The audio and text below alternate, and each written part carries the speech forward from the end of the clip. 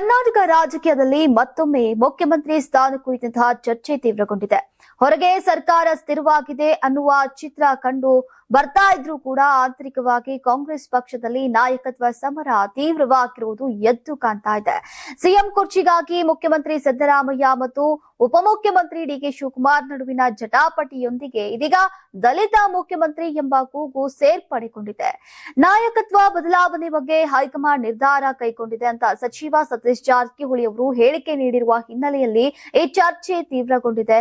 ಮೂಲಗಳ ಪ್ರಕಾರ ಎಐಸಿಸಿ ಅಧ್ಯಕ್ಷ ಮಲ್ಲಿಕಾರ್ಜುನ್ ಖರ್ಗೆ ಅವರು ಡಿಕೆ ಶಿವಕುಮಾರ್ ಅವರನ್ನ ಮುಖ್ಯಮಂತ್ರಿ ಹಾಗೂ ತಮ್ಮ ಪುತ್ರ ಪ್ರಿಯಾಂಕ್ ಖರ್ಗೆ ಅವರನ್ನ ಉಪಮುಖ್ಯಮಂತ್ರಿಯಾಗಿ ಪರಿಗಣಿಸುವ ಚರ್ಚೆಗೆ ಒಲವು ತೋರಿಸಿದ್ದಾರೆ ಎನ್ನಲಾಗ್ತಾ ಇದೆ. ಈ ಮಾಹಿತಿ ಸಿದ್ದರಾಮಯ್ಯ ಬನದ ಕಣ್ಣು ಕೆಂಪಾಗುವಂತೆ ಮಾಡಿದೆ. ಈ ಹಿನ್ನೆಲೆ ಗೃಹ ಸಚಿವ ಡಾಕ್ಟರ್ ಜಿ ಪರಮೇಶ್ವರ್ ಅವರನ್ನ ಮುಖ್ಯಮಂತ್ರಿ ಅಭ್ಯರ್ಥಿಯಾಗಿ ಮುಂದುವರಿಸುವಂತಹ ತಂತ್ರವನ್ನ ರೂಪಿಸಲಾಗ್ತಾ ಇದೆಯಂತೆ.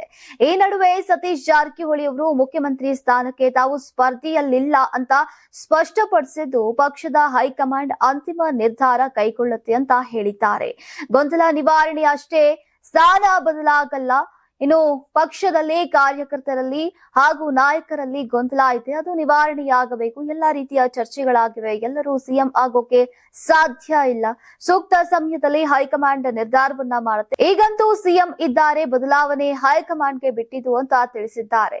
ಮತ್ತೊಂದ್ ಕಡೆ ಡಿಕೆ ಶಿವಕುಮಾರ್ ಅವರನ್ನ ಸಿದ್ದರಾಮಯ್ಯ ಅವರ ಏಕೈಕ ಪರ್ಯಾಯ ನಾಯಕನಂತೆ ಬಿಂಬಿಸುವ ವಿಡಿಯೋವನ್ನ ಕರ್ನಾಟಕ ಕಾಂಗ್ರೆಸ್ ಸಾಮಾಜಿಕ ಮಾಧ್ಯಮದಲ್ಲಿ ಬಿಡುಗಡೆ ಮಾಡಿದ್ದು ಮನಗೆದ್ದ ಜನನಾಯಕ ಅಂತ ಹೇಳಿದೆ. ಇಂದು ಪಕ್ಷದ ಆಂತರಿಕ ವಲಯದಲ್ಲಿ ನಾಯಕತ್ವ ಪೈಪೋಟಿ ತೀವ್ರಗೊಂಡಿರುವುದನ್ನ ಬಹಿರಂಗಪಡಿಸಿದೆ.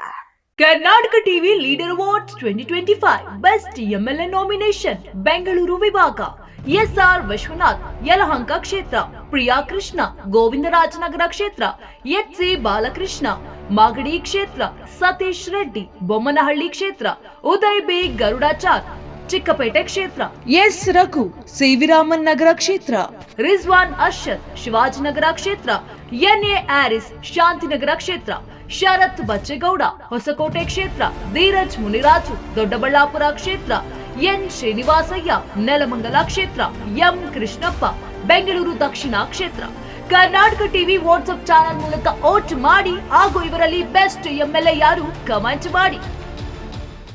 ನೀವು ಸಣ್ಣ ಆಗ್ಬೇಕಲ್ವಾ? ಅದು ಒಂದು ಉತ್ತಮ ಆಹಾರದಿಂದ ಸಣ್ಣ ಆಗ್ಬೇಕಲ್ವಾ? ಪ್ರತಿದಿನ ನಮ್ಮ ಜೀನಿ ಸ್ಲಿಮ್ ನ ಯೂಸ್ ಮಾಡಿ ಯಾವುದೇ ಸೈಡ್ ಎಫೆಕ್ಟ್ ಇಲ್ದಂಗೆ ನೀವು ಸಣ್ಣ ಆಗ್ತೀರಾ.